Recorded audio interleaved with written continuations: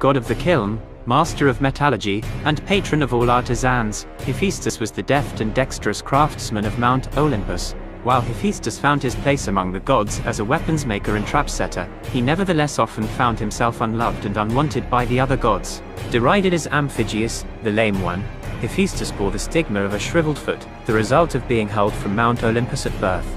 However much Hephaestus' lameness might have stigmatized him in the eyes of the gods, it endeared him to Greek mortals, who like him fell short of the perfection that was embodied by the great Olympian deities. In their eyes, Hephaestus' ability to craft and contrive, as well as his ceaseless effort to make whole what was broken, were rallying cries for the imperfect. His story saw many variations, but in most of them poor Hephaestus was thrown from the heavens by Hera, who had conceived the child on her own while angry with Zeus. When she discovered that her creation had a malformed foot, Hera became angry still, and, deeming the child unworthy of divinity, threw him down to earth. Hephaestus ran a massive workshop on Mount Olympus, complete with 20 bellows, a forge and anvil, and a retinue of assistants, including several phonic cyclops. His masterful skill and ingenuity resulted in the creation of almost everything unique or sophisticated in Greek mythology.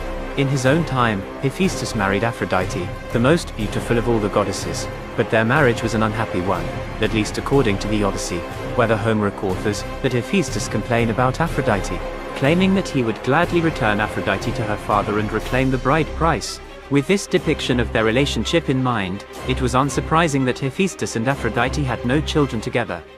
Already met with my strong-armed Hephaestus, The sordid things said of the two of us, they roll right off his back.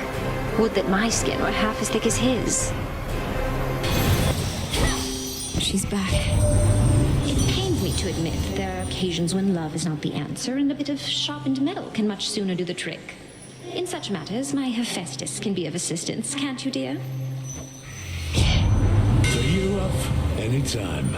And as for which year, most of the time. Now come on. Even when the situation calls for sharpened metal, you know how to get the point across.